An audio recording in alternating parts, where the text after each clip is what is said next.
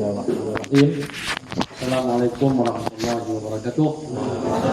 Alhamdulillahirabbil alamin. Wassalatu wassalamu ala asyrafil anbiya'i wal mursalin wa ala alihi wa ashabihi ajma'in. Amma ba'd. Ya ibadallah, ittaqullaha haqqa tuqatih. Wa la tamutunna illa wa antum muslimun. Rabbi shrah li sadri wa yassir li amri wahlul 'uqdatam min lisani yafqahu qawli. Amma ba'd. Alhamdulillah, syukur kepada Allah Subhanahu wa taala karena pada malam ini dengan izin Allah saya dapat lagi sampai di Masjid Kampung Pengkalan Asli ini untuk sama-sama kita berada dalam majelis ilmu. Saya tak tahu berapa kali saya datang, saya belum ingat. Kalau bilang kali kedua bukan dua, tiga pun bukan tiga. Pasal saya masih ingat kain sarung di rumah ada berapa tuh ya? Kan dibagi kain sarung. Nah, jadi diingat. Baik, jadi apapun pertemuan kita pada malam ini mudah-mudahan bersama dengan rahmat dan keampunan daripada Allah Subhanahu wa taala. Alhamdulillah. Syukur pada malam ini kita dapat sama-sama lagi. Saya ingatkan tadi ceramah di atas. Kalau ceramah di atas tadi bom-bom. Malam ini memang mandi keringat saya. Tadi saya sudah ceramah tadi di Masjid Pekan. Nada karan juga. Baru nada karan, nada lampu lagi. Cakap dalam gelap saya. Saya tahu saya. Saya pun tak tahu orang tengok saya ke apa, saya pun tidak tahu. Saya bercakap saya dalam gelap. Betul, saya tidak ada lampunya. Kan? Ada satu lampu saya di belakang. Itu pun boleh nampak itu orang saya tak tahu siapa. Tapi di sini kira okey sikit lah. Pasal banyak lampu, saya pikir tadi hidup sekarang. Kalau tadi ceramah di atas, setengah jam cukup. Saya pun tadi harap di atas, bolehlah setengah jam. Pindah pergi bawah, 40 menit lah. Bolehlah kan, insyaAllah. Tapi ingat juga kita buat di sini pasal yang di dapur pun boleh dengar juga. Begitu. Tapi kalau sudah sibuk begitu bukan dia dengar tuh. Dia mudah-mudahan ada lah tempias ketika. Baik. Ma'al hijrah ataupun tahun baru hijrah. Bila kita sebut tahun baru hijrah nih, suara saya jelas ya? Kalau enggak saya pakai suara biasa saja. Boleh ke kalau saya pakai suara biasa saja? Sebab Allah Ta'ala anugerahkan kepada saya suara yang kuat. Betul? Boleh? Kalau saya matikan ini saya guna. Sebab kalau saya pegang tangan saya kering. Bukan saya tak mau meraihkan mikrofon ni, boleh. Tapi bagi saya mikrofon ni kalau contohnya saya bercakap, orang di simpang sana tak dengar, barulah saya guna mikrofon. Tapi selagi mana yang berada di sini boleh dengar. Dah marah tu. Nah. Saya jarang mau pakai suara biasa. Ya, begitu. InsyaAllah boleh. Pasal saya lebih selesa begitu. Saya lebih suka dan selesa menggunakan suara biasa tanpa mikrofon. Banyak juga kuliah-kuliah maghrib saya pun begitu juga. Di masjid-masjid ni, saya bukan pakai mikrofon. Bila ada orang sebut nak dengar, dia bilang sini kau duduk dekat sini. Jadi saya mau matikan ini mikrofon, saya mau bercakap biasa. Lagipun bukan jauh jarak kita ni. Saya rasa macam dalam kelas. Lebih kurang dalam kelas, ya. Okey, dengar kan? Saya lebih suka lagi begitu. Jadi tangan saya pun free. Saya mau tangan di free. Kalau anda begitu kan macam diikat saya. Pelan-pelan lah kita jalan.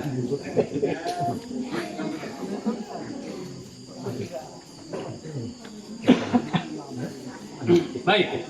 Kita ni tahun-tahun sambut Ma'al Hijrah. Tahun-tahun Maulud Rasul. Tahun-tahun Isra Mi'raj. Orang merotai apa ni?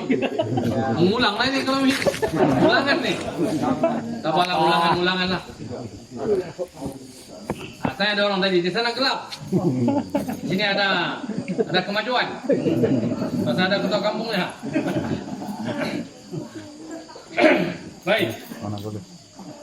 Bila kita menyambut ma'al hijrah ni saya nak beritahu, hijrah ni maksudnya berpindah. Yaitu orang Mekah berpindah ke Madinah. Dan selepas itu Nabi kata tidak ada lagi pindah-pindah. Yang ada berubah. Berubah apa? Berubah daripada tidak baik kepada baik. Tak semayang kepada semayang. Minum stout kepada minum mineral. Isap batu ke premium. Tak betul lah daripada isap batu kan, bagus premium. Yang muda-muda ni jaga kamu ya. Jangan kamu cuba-cuba isap batu. Gila kau nanti. Ya. Kalaupun mau premium saya, bukan saya suruh. Tapi kalau mau juga premium saya. Yang sudah isap batu tu, jangan isap batu, isap premium cukup lah. Kenapa isap premium? Masih boleh taubat. Otak masih boleh waras. Tapi kalau isap batu, tidak ada kewarasan. Tidak ada sudah peluang untuk taubat. Bila dia mau istighfar, kepalanya fikir batu saja. Bila dia mau istighfar, gila sudah. Tapi kalau premium, oh dia bilang macam sakit dadaku ah. Macam nak lama sudah ini. Kan, waktu ingat balik air. Dulu buah tepi jalan dulu aku yang mengambil. Duduk ingat tu kan, ingat balik jahat-jahatnya tu. Tobatlah aku. Masih boleh kalau isap premium. Tapi kalau kita sudah isap batu, na'udzubillah min dzalik. Biasanya dia akan membuatkan kita hilang akal. Jadi berubah. Kalau suami-suami tak pernah bagi nafkah kepada isteri, berubah bagi nafkah kepada isteri. Terutama kalau isteri yang bekerja. Sama saya, banyak surat kes yang saya kendalikan rumah tangga ni. Alang-alang sudah sebut bahkan. Takut nanti dia lupa. Bila isteri kita bekerja, kita pun bekerja, kadang-kadang suami ni beranggapan bahawa tidak wajib lagi bagi nafkah kepada isteri. Dia bilang kerja sudah kau kan. Bukan takat dia ambil lagi duit bini. Dia bilang bayar bil. Aku kan sudah bayar rumah, bayar kereta. Kau bil lah. Saya nak beritahu berubah. Duit kita, ni orang laki-laki ni, kita cari rezeki, dapat gaji kita. Dalam duit kita ada duit anak, ada duit bini. Wajib kita bagi untuk anak, wajib kita bagi untuk isteri kita. Wajib. Tapi kalau isteri kita dia bekerja, ya. Bila dia bekerja dapat gaji, kita juga izin dia kerja. Bila dia dapat duit, dapat gaji, yang pertama kita tidak berhak ambil duit dia. Tidak berhak, tak boleh ambil. Kecuali dengan izin dia, baru boleh ambil. Ini kadang-kadang belum lagi dijual lada. Kan kadang-kadang pungut lada kan. Bukan banyak pun 10 kilo saya. Tapi ada lah. Belum lagi apa-apa. Pinjam tu lah. Baru nak bayar. Dia kita tak boleh ambil duit isteri suka-suka, tak boleh. Kalaupun kita ambil duit isteri, kalau dia cakap hutang, kira hutang. Mungkin tuan-tuan bilang, bukan orang lain bini kau itu. Tidak, itu hak dia. Kalau dia cakap itu hutang, maka hutang lah itu. Jangan main-main kan? Jadi kadang-kadang kita dalam bab ini kita rasa macam bukan apa-apa sudah, kita kan suami isteri. Tidak boleh. Dalam duit kita, dalam hak kita, ada hak isteri dan anak-anak. Sebab itu saya nak beritahu perempuan, jangan suka mengeluh bila tentang pembahagian harta pusaka. Pembahagian harta pusaka, biasanya perempuan dapat separuh daripada anak laki-laki. Kebanyakan perempuan tak puas hati. Semua tak puas hati. Contohlah bapak kita meninggalkan 3 juta. Kasih banyak-banyak sikit. Walaupun kita tak pernah tengok juta-juta ni, kan? 3 juta, dia tinggalkan 2 anak. Sekejap nanti baru kita masuk hijrah. Kalau sempat lah. Alang-alang sudah tiba-tiba datang ilham. Okey, ini pun hukum juga. Supaya kita faham. Okey. Mak bapak kita meninggal, dia meninggalkan 2 anak. Satu laki-laki, satu perempuan, dia tinggalkan duit 3 juta. Maka anak laki-laki dapat 2 juta, anak perempuan dapat 1 juta. Perempuan senang hati kan susah hati? Dia bilang, kenapa tak sama? 1,5 lah pak. Baru baru ngam, baru adil, baru kita nampak adil. Betul? Di mana-mana tempat pun saya tanya perempuan kan, dia takut mau jawab. Pasal sebab dalam hati kecilnya dia berkata ini tidak adil. Mana boleh adil? Abang pun dapat 2 juta, aku dapat 1 juta. Padahal itu duit bapakku juga, duit mamaku juga. Kenapa dia 2 juta? Kenapa aku 1? Kan? Sebab kalau kita tengok dari segi mata kasar, memang betul. Nampak macam tidak adil. Tetapi bila kita melihat kepada dosa dan pahala, dosa dan pahala, baru insyaAllah kita nampak adil. Macam mana? Kita orang laki-laki. Kita orang laki-laki ada 2 juta. Okey? Kita dah kahwin, ada isteri. Kita ada anak. Anak dan isteri kita ini menunggu masa saya. Dia dengar kita dapat sudah duit tu, terus dia telefon, Pak, aku dengar kau macam dapat 2 juta. Macam aku ni di katakanlah anak kita belajar di universiti lah, contoh. Dia bilang, Pak, aku mau pergi fakulti, aku jauh dengan asrama aku ni. Nak bolehkah beli kereta sama aku? Bukan apa, masalah keselamatan ni. Pandai ada. Ya, dengan hujan lagi kadang-kadang aku takut macam-macam ni.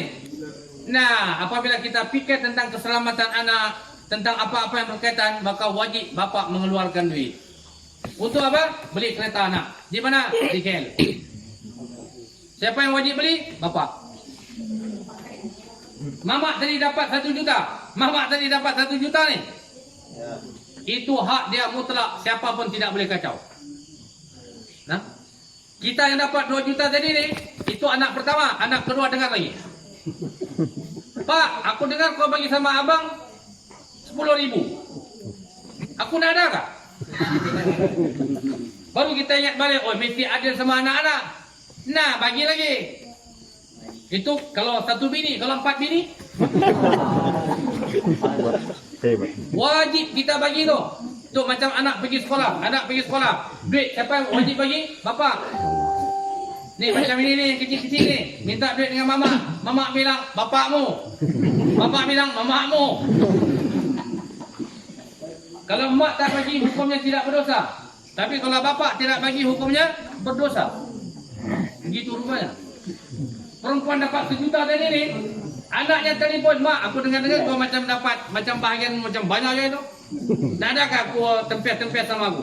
Nak ada. Aku mau beli emas. Mama yang nak mau kasih sama anaknya, berdosa ke tidak? Tidak berdosa. Maksudnya dia dapat 1 juta tu, itu milik mutlak dia, ikut suka dia. Kalau dia bagi sama kita yang namanya suami, alhamdulillah. Tapi kalau dia bilang, aku nak mau tahu, kau punya tahu, dia bilang. Ini duit aku mau simpan, aku mau tengok hari-hari. Aku mau beli emas, aku mau menikmati hidup. Pasal kalau kau harap duitmu, daripada dulu sampai sekarang, kau jual sawit, nak pernah tempias sama aku. Kau siap. Minta baru kau bagi. Sekarang aku dapat sudah harta warisan pusaka bapakku, 1 sen aku tidak mau tolong kau. Maka apa hukumnya? Tidak berdosa. Mana siapa untung? Sekarang siapa untung? Perempuan yang untung. Kita ni walaupun dapat 2 juta, bayangkan kalau anak kita 10. Bayangkan. Setiap anak ni ada hak pada 2 juta itu. Bini kita 4. Setiap orang ni semua ada hak pada 2 juta itu. Ujung-ujung kita mau beli premium pun minta balik duit sama bini. Sana habis. Bagi, habis. Jadi itu kadang-kadang orang nampak tentang pembagian harta pusaka, bila orang laki-laki dapat lebih, orang bilang tidak adil. Padahal laki-laki dapat lebih dengan tujuan supaya dia nafkahkan kepada keluarga dia. Manakala isteri, perempuan-perempuan dapat untuk diri sendiri, tidak wajib menafkahkan. Nih, tuan-tuan pergi klinik tu, nih, siapa yang sudah ada anak kecil-kecil ni, sesemalah demam, pergi klinik, yang bayar ni. Jangan pergi yang RM1. RM1 pun, kalau bini bilang kau bayar. Kita pergi klinik swasta, ingat bil tu siapa wajib bayar? Suami.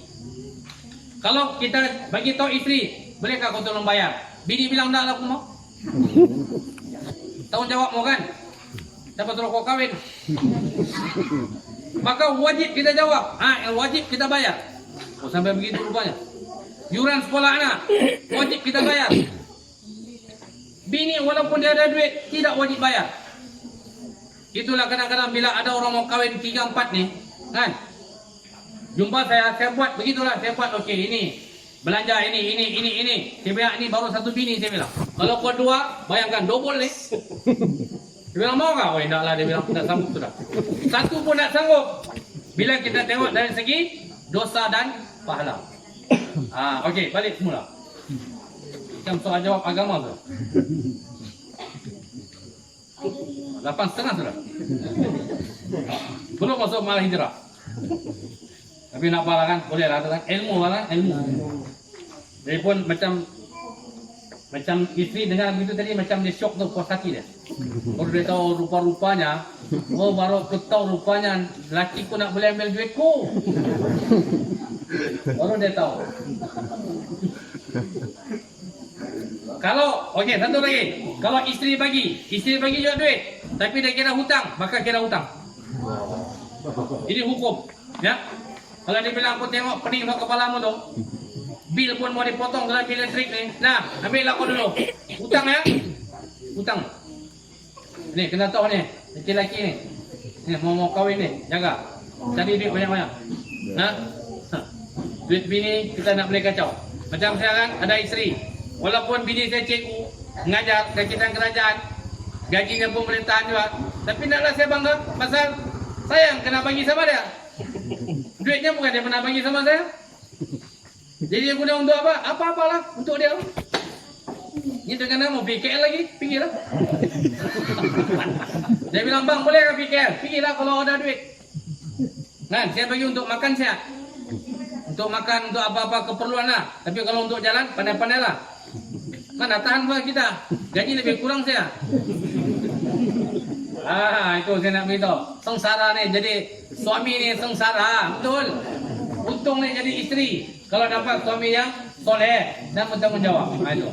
Tapi kalau dapat balik-balik pinjam duit kita, tak ada itu. Okey, masuk mahal hijrah. Tuan-tuan jangan ambil hati, saya lap-lap begini, mana tahu rasa oh ya ustaz panas wah. Dah. Biasalah, sekali-sekala biarlah susah. Ni balik-balik ceramah dalam ekon saya. Ini hari malam ni betul-betul ni. Betul-betul ujian ni. Daripada Morotai Besar sampai Pengkalan tu.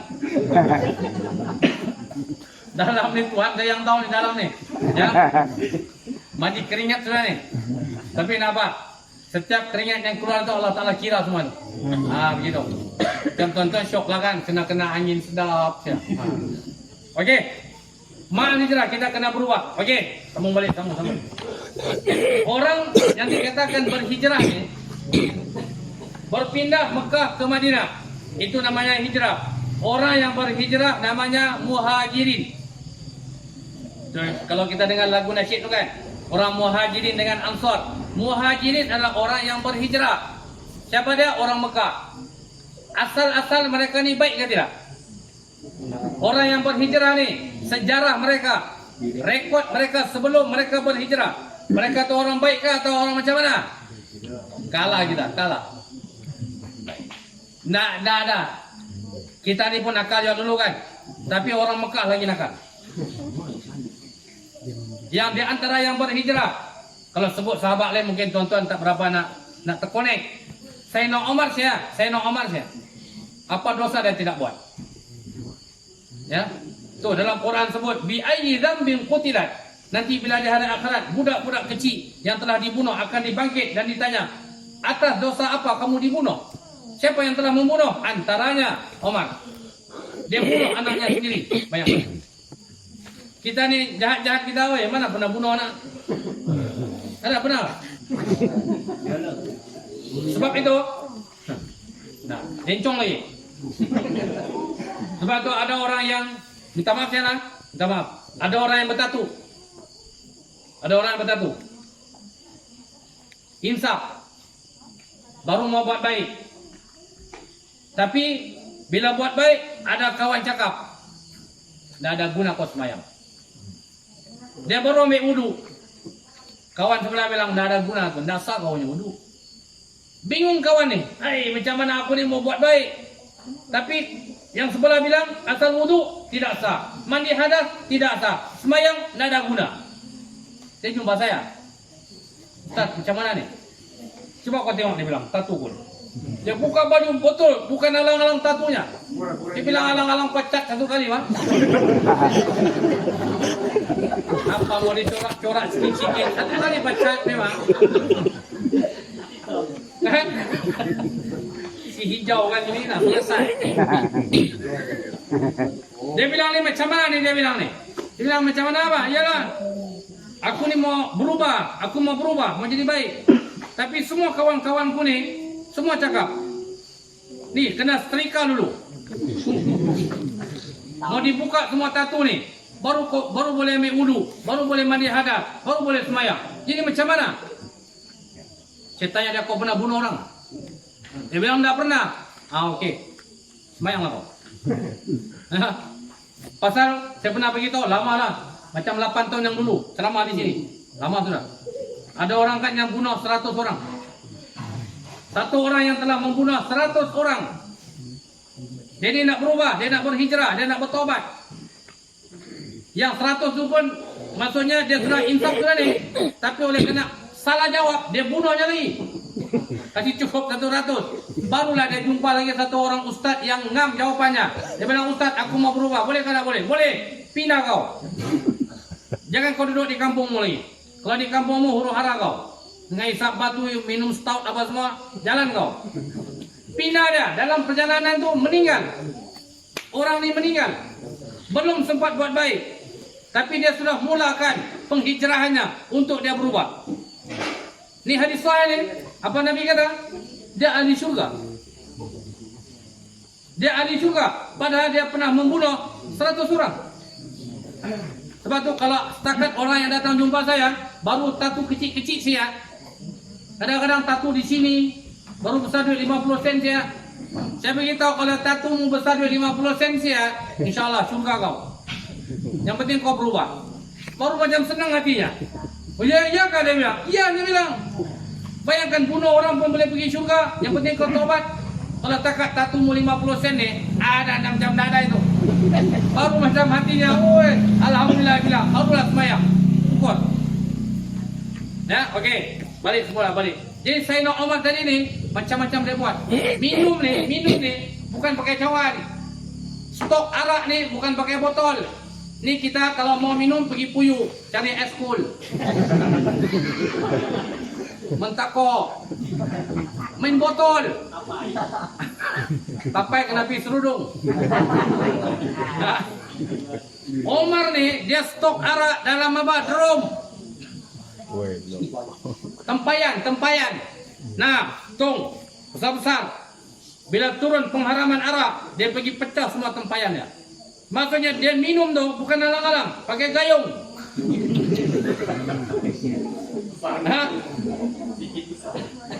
Tapi tengok, walaupun dia punya sejarah mereka ini penuh dengan dosa, tapi bila mereka berhijrah, mereka berubah, mereka berhijrah.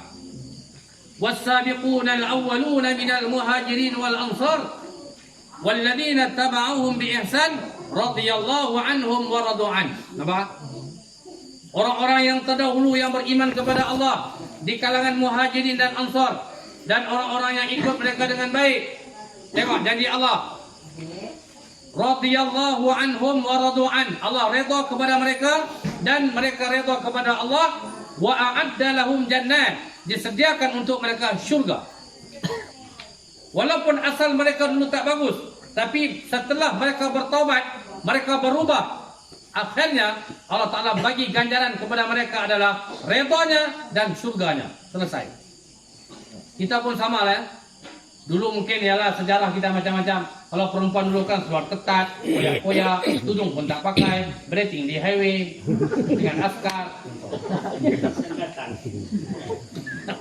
Tahu lah kan? Dulu lah, kisah dulu.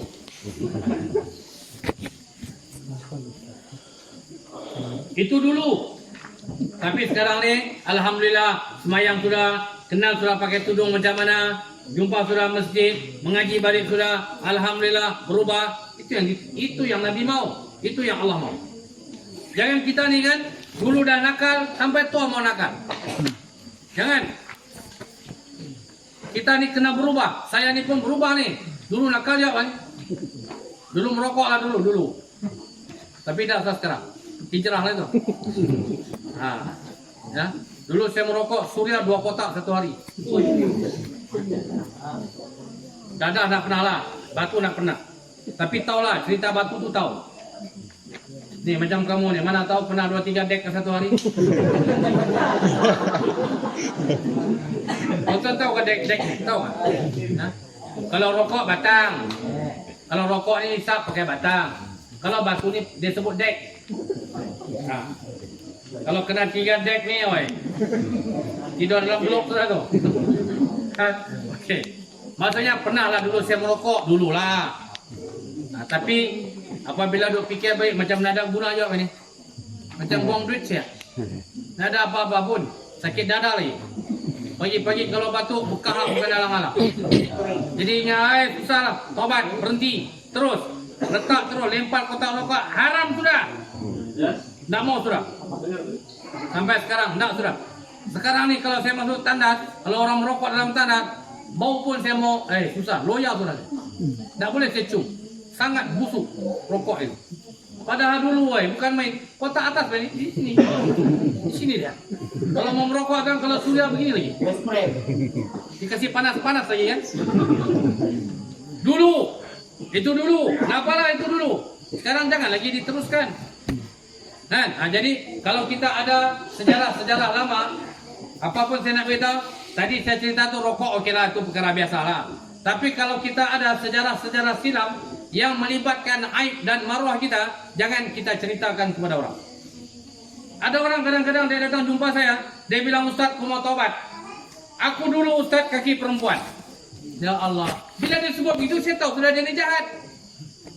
Bagus-bagus, saya kenal dia, seorang yang baik.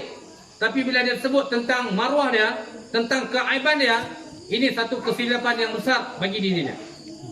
Cukup kita tanya, Ustaz, dulu aku banyak buat silap. Cukup. Macam mana untuk aku bertaubat? Senang kita jawab. Jangan dicerita apa yang pernah kita buat sebelum ini. Ini semua dicerita. Aku kaki perempuan, kaki minum, berjudi, sabung ayam, hisap batu, semua digasap. Jangan dikasih tahu. Sebab siapa yang menutup aibnya di dunia, Allah Ta'ala akan tutup aibnya di hari akhirat. Ya. Suatu hati-hati. Okey. Jadi orang Muhajirin ni dulu memang sejarahnya tak berapa okey. Tapi tengok setelah mereka berubah, mereka sudah jadi yang terbaik. Orang Ansor. Tadi orang Muhajirin, orang Ansor juga. Orang Ansor pun rupa-rupanya sama juga. Muhajirin tadi saya sudah beritahu, orang Mekah yang berpindah ke Madinah. Itu dia panggil Muhajirin. Orang Ansor adalah orang Madinah. Penduduk Madinah. Mereka ini ada 2 suku kaum, Aus dan Khazraj. Asalnya 2 beradik ni, 2 beradik. Aus dan Khazraj ni 2 beradik. Keturunan mereka inilah yang bergaduh. Ali Imran 103, wa'tasimu bihablillahi jami'an wa la tafarraqu. Wadhkuru ni'matallahi 'alaikum id kuntum a'da'a fa'alafa baina qulubikum. Allah kata, berpegang teguhlah kamu dengan agama Allah. Allah Ta'ala pesan khusus kepada orang-orang Ansor. Jangan kamu bergaduh, jangan bercerai-berai. Antara kita ada ke tidak bergaduh ni? Ni kampung Pekalan asli. Ni semua orang Pekalan kan? Adakah kita bergaduh sama-sama kita? Dan kadang-kadang saya lihat banyak tempat di Tawau ni yang kita jadikan tempat bergaduh. Ni. Masjid jadi tempat bergaduh. Bila ada mesyuarat. Bukan mau datang berbincang, datang tu mau menghantam. Jadi yang dia bawa gaduh ni apa? Yang dia bawa gaduh ni pengurusi masjid. Yang dia bawa gaduh imam. Dia bawa gaduh Bilal. Bukan tukang pukul dia orang. Kalau betul kita mau bergaduh, ini bukan tempatnya. UFC. Tahu tak kamu UFC? Tak tahu? Pura-pura lagi. Nanti kau balik tengok YouTube. UFC, kau tengok apa dia keluar. Lepas ni kau tengok terus tu, berdarah muka ditumbuk. Bukan macam Gusti. Gusti itu tipu itu. WWF itu tipu. UFC kalau kau tengok. Ya, kalau ada hantam satu kali, nih terkeluar biji mata. Lepas ni dicari. Tapi tengok sekejap saya, batu tutup. Tengok surah Al-Mulk, mengaji pula. Okey, untuk tahu, tengok untuk tahu saya, ya. Tengok untuk tahu saya. Okey, mana saudara itu? Baik, orang Ansar ni. Orang Ansar ni, saya nak beritahu, Allah Ta'ala pesan kepada mereka, jangan bergaduh. Kenapa? Sebab mereka ni, dia ada sejarah pergaduhan. Sebab Allah Ta'ala sebut, wazkuru ni'matallah. Ingat kamu nikmat Allah kepada kamu. Apakah nikmat itu? Iz kuntum a'da'a, ketika mana kamu bergaduh, ketika mana kamu bermusuh. Orang Aus dan Khazraj, dua suku kaum inilah yang dipanggil Ansar. Asal mereka pernah bergaduh lebih 300 tahun. Ini dua beradik ni, keturunan dua beradik ni. Akhirnya mereka berperang, bergaduh sesama sendiri lebih 300 tahun. Bukan satu jangka masa yang pendek ya. Mungkin dimulakan bukan lagi moyangnya. Moyangnya tu dia punya atuk. Mula sudah berperang. Disambung oleh bapak kepada moyangnya. Sambung oleh moyangnya. Sambung oleh bapaknya. Sambung oleh dia. Sambung oleh anaknya. Sambung cucunya. Sambung cicitnya. Mungkin 300 tahun. Apa puncanya? Apa puncanya? Unta dipotong bibir. Itu siapa punca bergaduh. Benda kecil saya. Macam kita lah bergaduh. Kadang-kadang pasal suis lampu saya. Kadang-kadang pasal lampu. Kita datang masjid, kita tengok. Nak marah di situ, contoh. Saya bilang macam mana apa ini? Jawatan kuasa ini pun tak boleh tukar kah? Didengar oleh bendahari. Dia bilang apa kau cakap? Kenapa ini rumah siapa ini? Rumah Allah ini? Apa kau komplain? Kau dah pergi beli. Nah, mula sudah panas. Padahal dia punya punca kecil saya. Sama lah orang Aus dan Khazraj. Mereka bergaduh, puncanya unta orang Aus pergi makan rumput di kawasan orang Khazraj. Kawasan Padang Ragut. Bila pergi makan, orang Khazraj tengok, unta siapa ini? Dipotongnya bibir. Ya kan? Jangan main-main, lupa. Tadi saya beritahu di Morotai. Rupanya bibir ni kan, kalau tidak ada sengsara kita. Dah betul? Minum saya, minum. Kalau tidak ada bibir, kalau cuma nanti balik buat di rumah, pakai gigi. Coba tuang. Sama kalau kita minum Nescafe Nepeng di kedai ni, kita minta Milo Nepeng. Cuba minum pakai straw, jangan isap di bibir, pakai gigi. Nah, cuba tengok naik ke tidak naik air. Macam ini, apa nanti cuba dulu. Sampai di kedai, kau gigit ke straw kan, baru kau isap.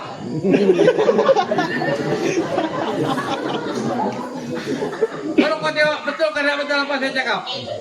Ya? Rupanya nak boleh kita minum. Ini pun sama ni. Ini kita minum sekarang ni. Ini kita letak di bibir. Ya. Bibir kita tutup di sini. Di sini saya buka sikit, masuk layar. Tapi kalau gigi, cuba nanti tuang di gigi. Keluaran betul.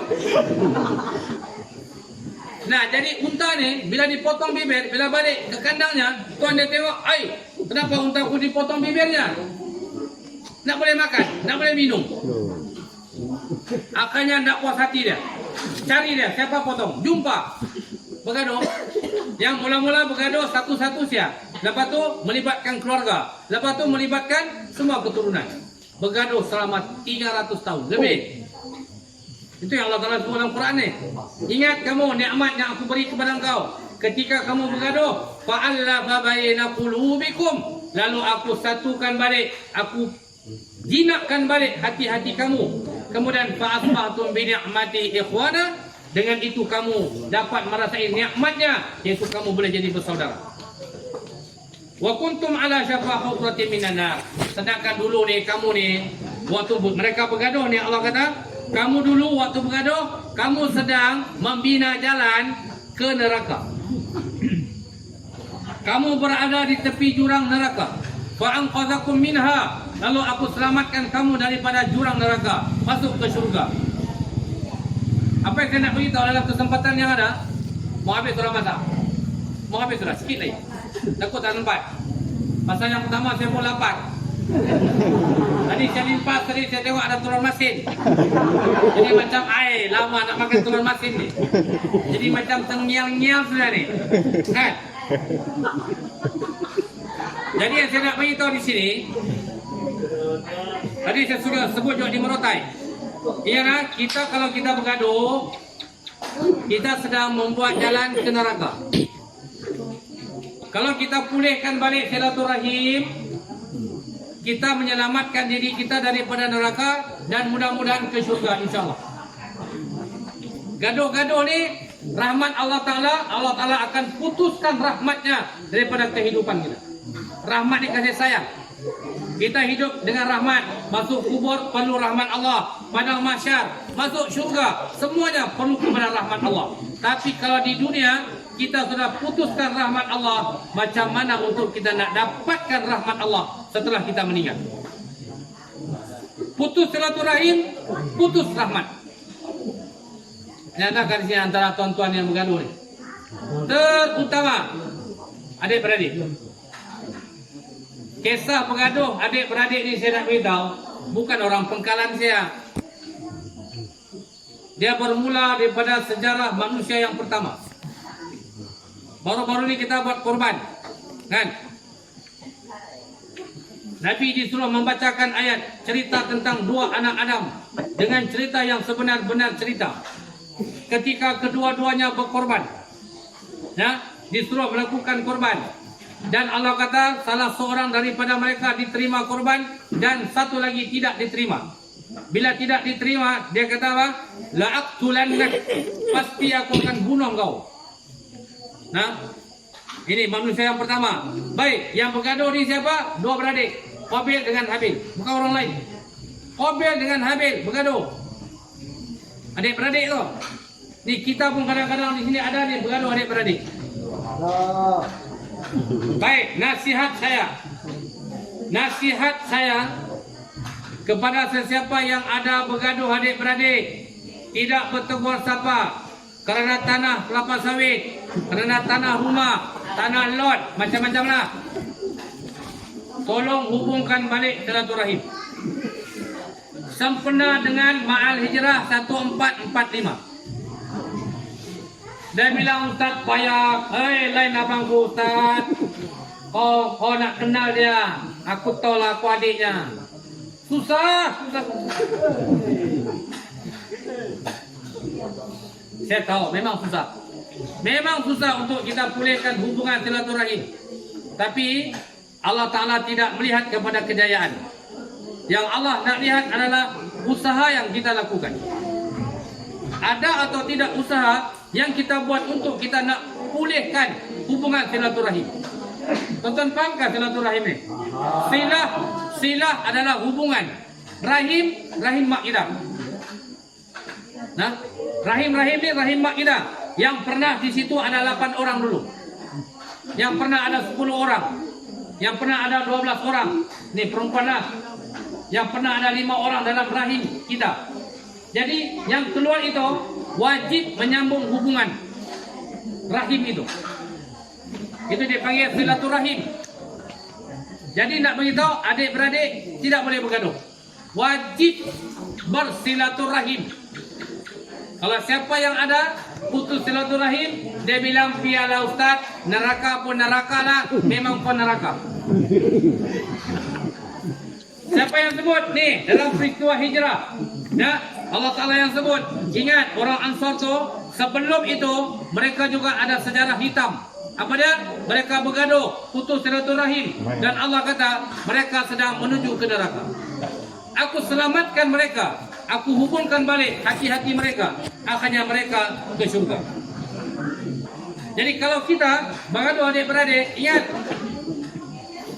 Nauzubillah min dzalik. Baik. Ada handphone kan? Takut ni mau jumpa abang, takut pasal abang garang betul. Ganas. Kalau jumpa dia beroti pulian lagi tu. Kalau jumpa dia memang mau pukul kita. Contohnya lah, kita ada ini kan. Kita ada handphone. Dapatkan nomornya.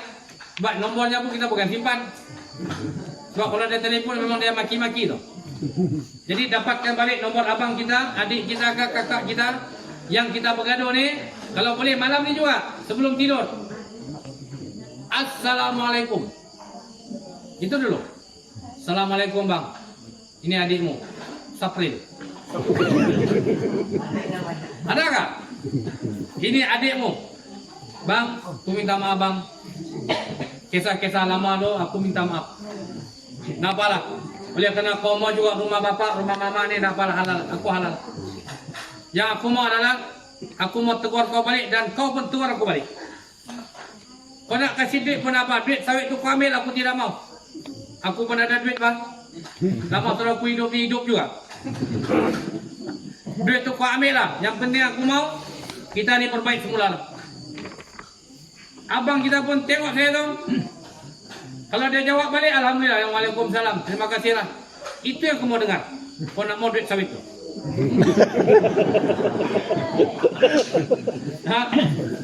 Maka okeylah, berdamailah kita. Alhamdulillah.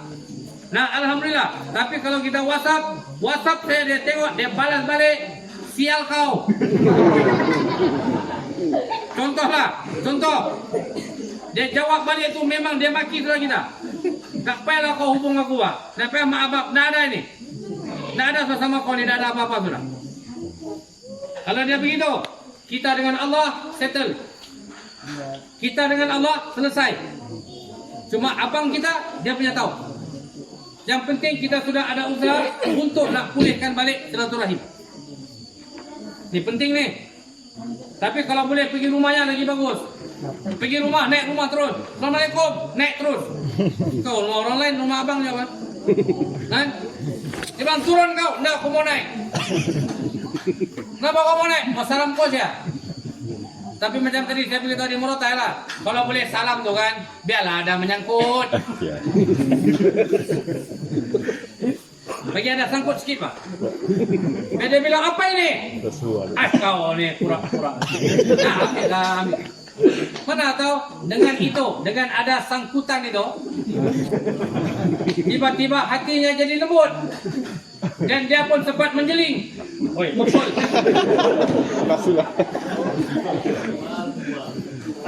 Ngam lagi waktu itu mana tahu dia terdesak duit. Mungkin mau dipotongkan elektriknya, contohlah. Tak bayar 3 bulan contoh. Kebetulan waktu kita salam tu contoh 500. Contohlah. Dia pun masa salam tu belum tengok lagi. Yang tunggu lah duduk sekejap itu bikin kopi tu. Masa bikin kopi dia tu, 500. Ngam. Mana tahu dia keluar antar kopi satu kali cerita cantik. Mana kita tahu? Kan? Itu sajalah saya nak beritahu itu cara untuk nak melembut. Tapi betul. Baik. Contoh saya. Kita makan di restoran. Saya. Tiba-tiba ada orang spend kita. Kita nak tahu diam-diam dia spend. Lepas tu bila kita mau bayar, kaunter bilang sudah tadi. Kita bilang siapa? Yang di sebelah itu. Macam mana perasaan kita? Senang hati. Senang hati. Kan? Terus bilang, oi, yang aku tahu dia ni macam nak mengambil sama aku. Tapi rupanya bagus juga dia, Pak. Nah, kan? Dengan sedikit pemberian hadiah itu, kadang-kadang itu yang boleh melembutkan hati. Jadi kalau ada abang kita, adik, kakak yang putus silaturahim ni, pergi dia salamnya. Kalau boleh adalah sikit-sikit. Dia ada apa ini? Kasih tahu dia, janganlah kau purpur. Kau purpur. Mana tahu? Pura-pura. Purpur lagi dia.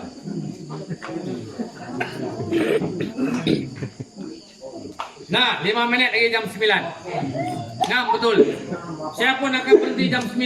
Ngam sudah yang saya mau bagi tahu ni. Habis sudah. Banyak lagi lah kalau ikut mau bagi tahu tu banyak. Saya nak bagi tahu kalau saya pergi ceramah. Saya bawa nota banyak. Nih ada. Di dalam file ni ada ni. Tengok file ni saya tulis apa? Ma'al Hijrah. Cerita Ma'al Hijrah semua di sini. Tadi itu baru kasih keluar 2 ayat saya. Satu surah Taubah, satu surah Ali Imran. Ini belum lagi surah Al-Anfal.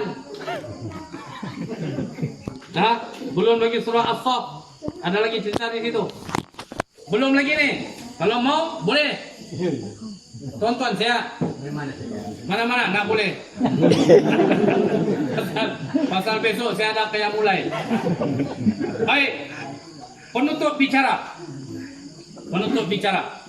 Di sini biasanya kalau ada hari-hari kebesaran Islam, saya melihat akan diadakan program biasanya ceramah sama ada lepas maghrib ataupun lepas isya.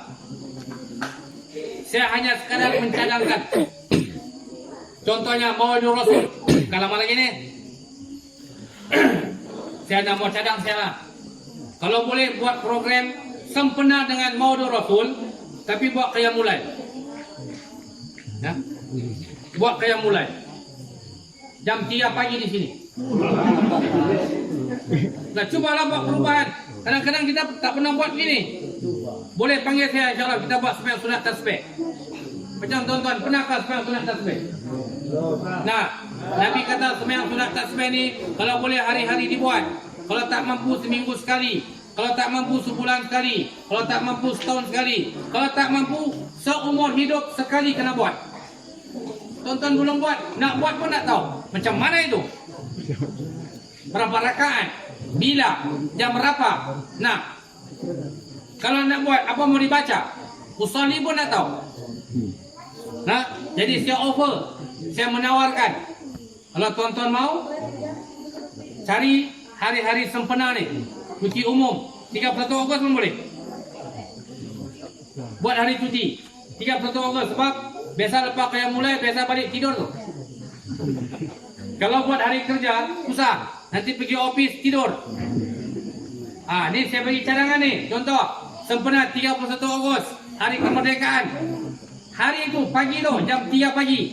Berkumpul kita di sini. Tapi dia bukan satu serentak datang tau. Tunggu-tunggu, jam 4 kita mula. Jam 4 kita mula, sampai masuk subuh. Sembahyang sunat tasbih. Dia mengambil masa 40 minit. 4 rakaat 40 minit. Buat secara berjamaah. Barulah ada perubahan. Cuba-cubalah. Ini balik-balik telur masin saya mi tahu lah pula. Kan pagi-pagi mi tahu lah. Sarapan pagi. Maksudnya tu makannya tu. Makannya tu sarapan pagi, takkan telur masin. Kenapa sarapan pagi telur masin? Tak ada. Dia mesti mi tahu. Nasi kuning kah? Begitu. Jadi ini hanya sekadar cadangan dan saranan. Ya. Mana tahu terbuka hati nak buat. Mesti dia bilang, mungkin AJK pula fikir mahal kali dibayar ustaz ni kalau malam dia datang ni. Dah apa yang dipikir itu? Dah apa yang dipikir? Yang mana ada bagi saya? Dah main-main dia tu. Tak ada masalah, boleh insyaAllah saya datang. Saya boleh datang untuk makluman tuan-tuan lah, untuk makluman tuan-tuan lah. Saya kalau di bandar lah. Ini maklumat saya, mau kasih panas nih, mau kasih panas.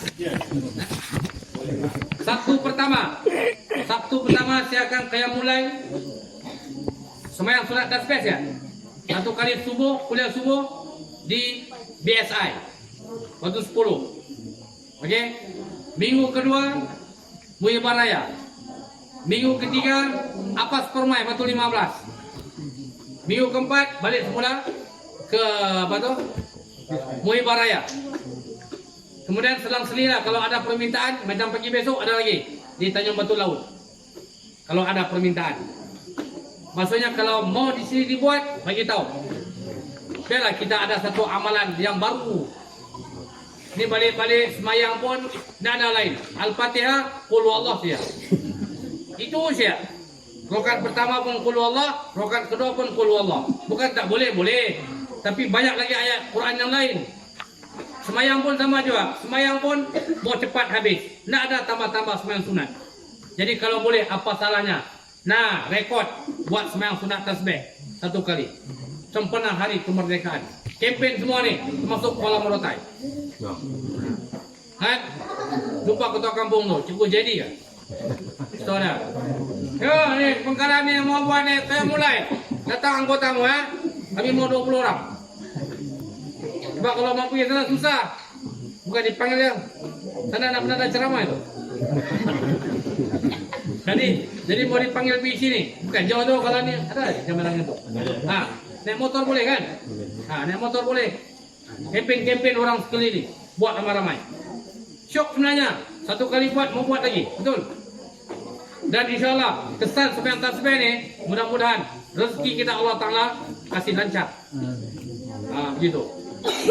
Kalau yang mau kahwin 2-3 pun, sembahyang tasbih. Okey tu.